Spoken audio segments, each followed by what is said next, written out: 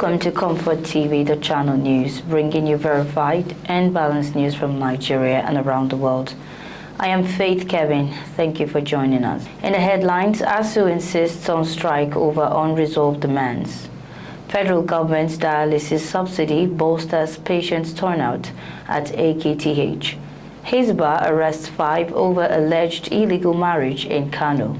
Federal government inaugurates committee on SABs to enhance agro-industrialization. CONUA declares non-participation in ASUU strike. Nigerian arrested in India with cocaine worth millions. On business news, exports and capital inflows boost FX stability. CBN draws line against debtors and fraudulent agents. In the foreign scene, Hamas set to release second group of Israeli hostages. President Trump hints at missile support for Ukraine. And on sports, retired Nigerian international defense goalkeeper Nwabali Ahmed Musa issues heartfelt statement after Kano Pillars fans attack shooting stars. Now the news. After a lull in the wave of incessant strikes in the Nigerian public university system, members of the Academic Staff Union of Universities ASUU declared a 2-week warning strike, alleging federal government's reluctance to meet their demands.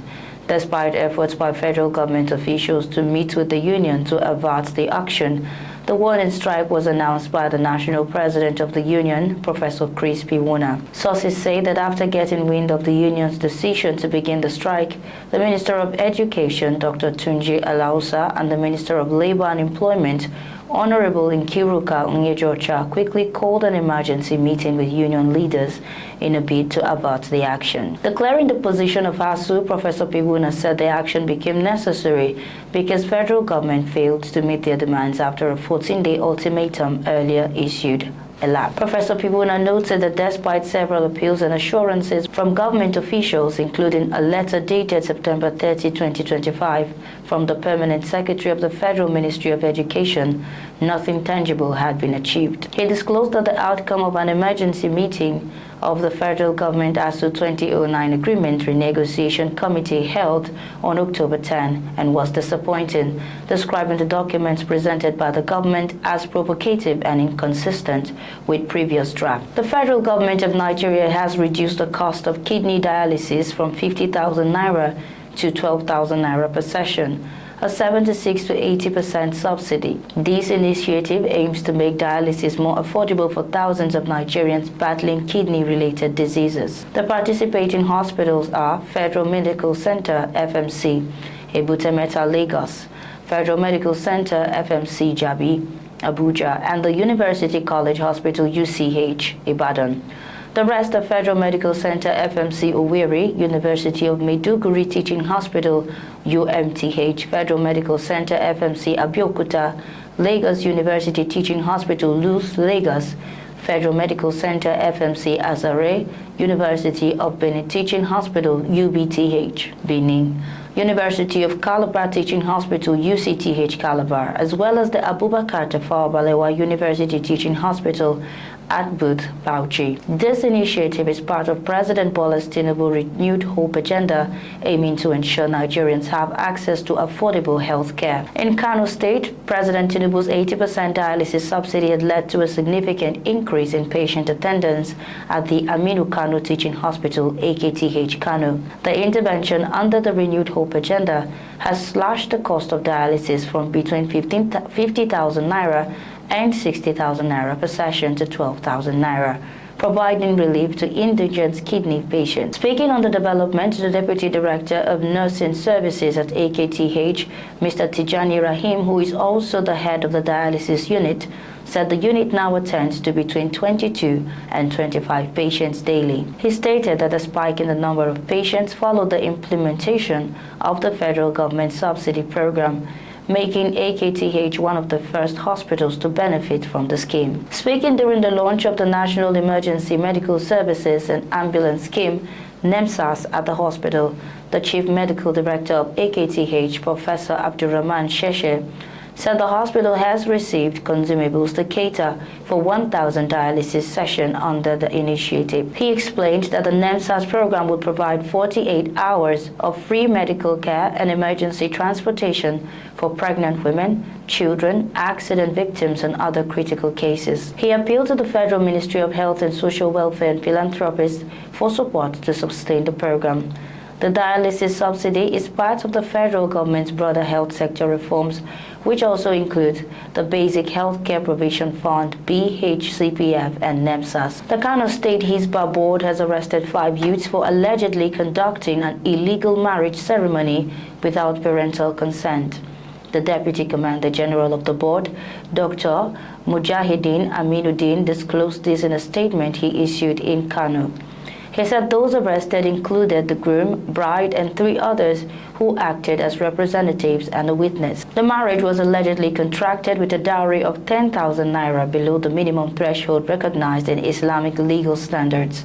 Dr. Aminuddin said that the union violated Islamic and legal marital procedures, and the board had launched an investigation.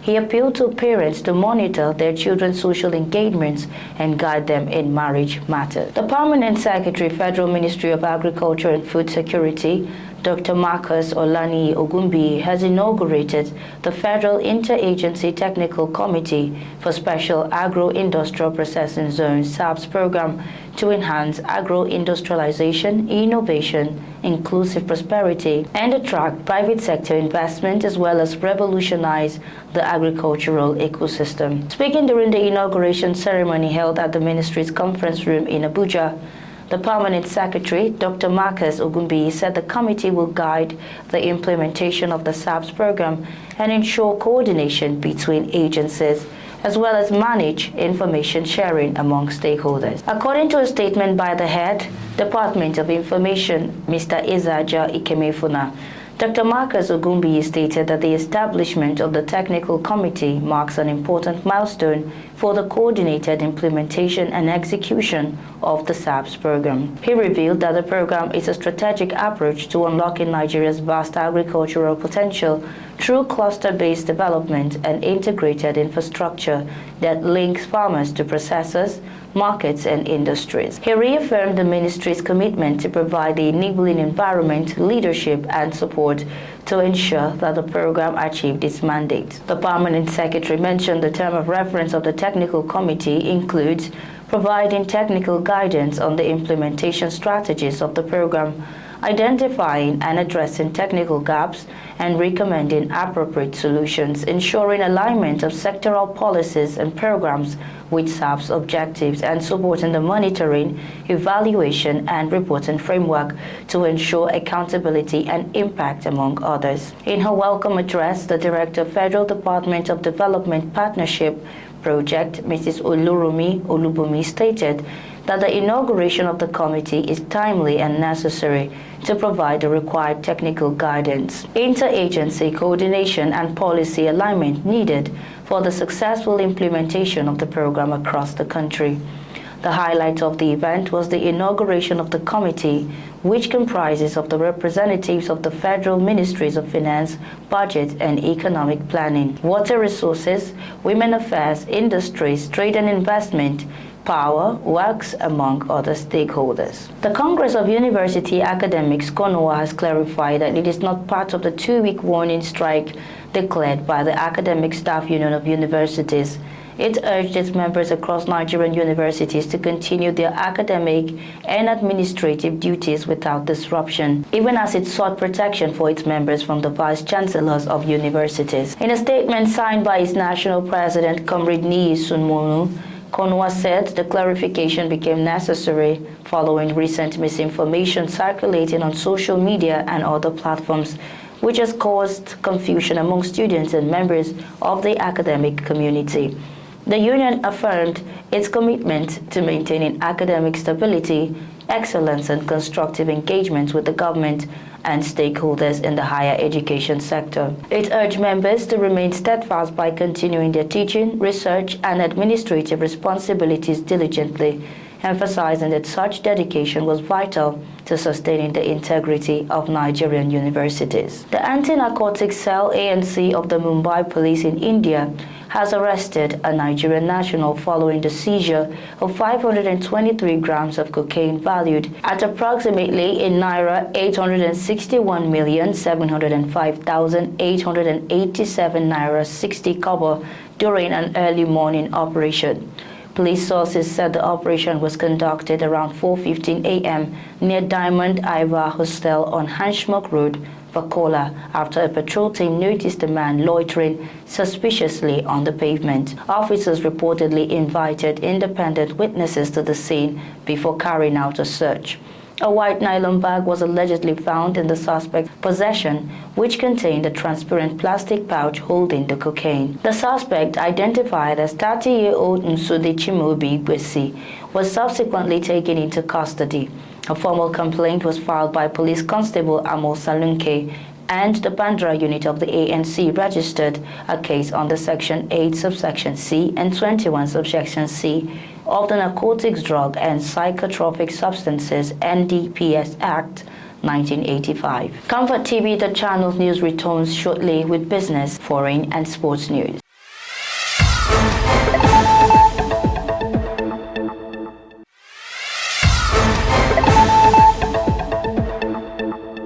Many thanks for staying tuned. This is ComfortTV.channel news. On business, Nigeria's external reserves have continued their steady climb, offering a rare glimmer of optimism for Africa's largest economy and lingering macroeconomic headwinds.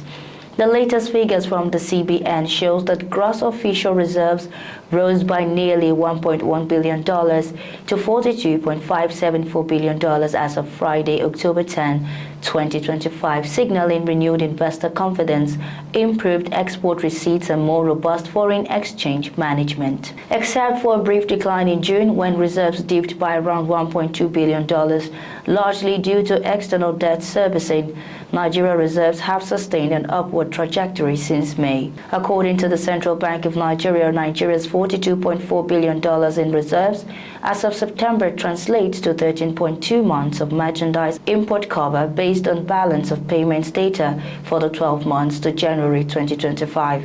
Although the CBN does not release figures on net reserves, the steady growth in gross reserves and improved liquidity in the FX market suggests that net reserves are higher than the $23.1 billion reported in December 2024. With reserves now at their highest level in nearly 3 years, Nigeria appears better positioned to weather external shocks and support economic recovery. Still on business, the Central Bank of Nigeria has rolled out sweeping new restrictions on who can qualify to operate as point-of-sales POS agents in what industry watchers describe as a major effort to restore integrity, accountability, and stability to Nigeria's fast-growing agent banking sector. Under the revised guidelines for the operations of agent banking in Nigeria, the Apex Bank has effectively barred individuals and entities with a history of financial misconduct, bad loans, or compromised bank verification number BVNs from operating as agents. The move marks one of the most stringent regulatory overhauls since the introduction of agent banking in 2013, a system that has since grown into a multi-trillion naira industry underpinning Nigeria's financial inclusion drive. The CBN said all credit information will now be verified through licensed credit bureaus, closing long-standing loopholes that allowed loan defaulters to re-emerge in the POS ecosystem under new identities or different business names. Similarly, individuals whose BVNs are watchlisted for fraud or other financial infractions, as well as anyone convicted of felonies or dishonesty-related offenses, are automatically disqualified.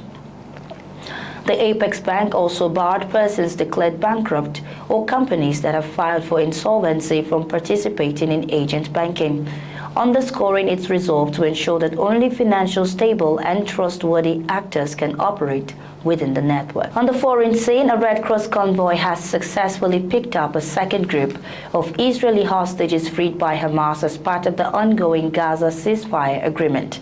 marking another significant step in the delicate and tense truce negotiations. According to an official statement from the Israeli army, the handover took place at an additional meeting point in the southern Gaza Strip, where several hostages were transferred into the care of the International Committee of the Red Cross (ICRC) before being escorted out of the enclave for medical evaluation and reunification with their families. This latest release follows an earlier handover in Gaza City, where Hamas freed the first 7 of the 20 surviving Israeli hostages under the current term of the ceasefire deal. Red Cross representatives were on the ground to facilitate the exchange, ensuring that the process adhered to humanitarian protocol. The ongoing releases are part of a broader agreement mediated by regional and international partners including Qatar and Egypt, aimed at easing hostilities, allowing humanitarian aid into Gaza, and creating a temporary pause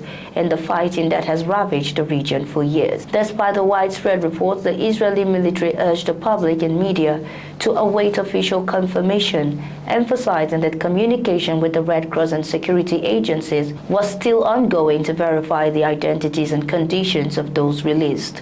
The army reiterated its commitment to the safe return of all Israeli citizens still held in Gaza and expressed gratitude to the international mediators involved in the delicate process. Meanwhile, humanitarian organizations have called on all parties to maintain the ceasefire and prioritize civilian safety. The Red Cross has continued to stress its neutral role, focusing on the safe transfer of hostages and the provision of urgent medical and humanitarian assistance to affected civilians on both sides of the conflict. As the ceasefire holds, the international community watches closely, hoping that these exchanges will build trust and pave the way for more sustained dialogue, ultimately leading to broader resolution to the crisis that has brought immense suffering to both Israelis and Palestinians. Still on the foreign scene, U.S. President Donald Trump said he may warn Russian counterpart Vladimir Putin that Ukraine could get Tomahawk cruise missiles if Moscow does not end its invasion. President Trump has been mulling potential supplies of the long-range missiles to Kyiv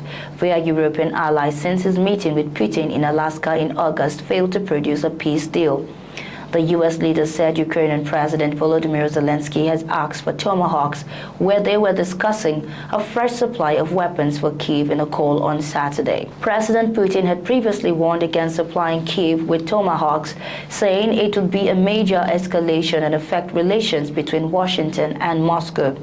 President Trump has repeatedly said that the Ukraine war, now in its 4th year, is the toughest of a number of conflicts that he claims to have solved since his return to power in January. Russia's full-scale invasion of pro-Western Ukraine began in February 2022, leading to one of the largest and deadliest conflicts in Europe since World War II. Despite numerous international efforts to broker peace, the war has persisted for more than 3 years, devastating Ukrainian cities, displacing millions, and reshaping the global security landscape. On sports news, retired Nigerian international midfielder Sam Elijah has urged Nigeria's coaching crew, led by Eric Chelle, not to drop goalkeeper Stanley Nwabali, despite criticism following his performance against Lesotho. Goalkeeper Nwabali, who has been Nigeria's first-choice goalkeeper since the 2023 Africa Cup of Nations, came under fire after committing costly errors that nearly denied the Super Eagles victory in their 2-1 win over Lesotho at the Peter Mokaba Stadium. Elijah described Nwabali as the team's saving hand, insisting that one poor outing should not erase his previous consistent displays. The former Nigerian international also criticized the current Super Eagles squad, saying the players lack the hunger and fighting spirit required to qualify for the 2026 FIFA World Cup. However, he urged the players to display greater commitment and determination in their clash against Benin if they hope to secure victory and ensure Nigeria's qualify for the World Cup. Nigeria currently sits third in Group C with 14 points and must defeat Benin in their final qualifier, while hoping South Africa drop points against Rwanda to keep their World Cup hopes alive. Still on sports, Super Eagles captain and CANU Pillars general manager Ahmed Musa has issued a deeply emotional apology following violent scenes that marred Sunday Nigeria's Premier Football League clash between CANU Pillars and Shooting Star Sports Club at the Sani Abacha Stadium. Supporters of the home side invaded the pitch and attacked Shooting Stars players and match officials after the game ended 1-1, with tensions boiling over in stoppage time. In a heartfelt statement, Musa described the incident as heartbreaking, shameful, and completely unacceptable. The former Leicester City forward stressed that the ugly scenes were against the true values and proud history of CONUA pillars. Ahmed Musa, who doubles as the club's player and general manager, did not hold back his disappointment, apologizing to Shooting Stars, the referee, the NPFL board, and football fans across Nigeria. The former Al Nassr forward vowed that the club will collaborate with relevant authorities to identify and punish those responsible. That's our news bulletin this morning. But before we go, here is a recap of our top stories. ASUU insists on strike over unresolved demands. Federal government dialysis subsidy bolsters patients' turnout at AKTH. Hisbah arrests 5 over alleged illegal marriage in Kano. Federal government inaugurates committee on SABs to enhance agro-industrialization. CONUA declares non-participation in ASUU strike. Nigerian arrested in India with cocaine worth millions. On business, exports and capital inflows boost FX stability. On the foreign scene, Hamas set to release second group of Israeli hostages. And on sports, retired Nigerian international defense goalkeeper Mwabali. Thanks for watching. For breaking news, exclusive interviews and more, follow us online at ComfortTV.channel on all platforms. Remember to like and share our videos, subscribe to our channel and click on the notification bell so you don't miss out on any updates. I am Faith Kevin. Until next time, stay informed, stay connected.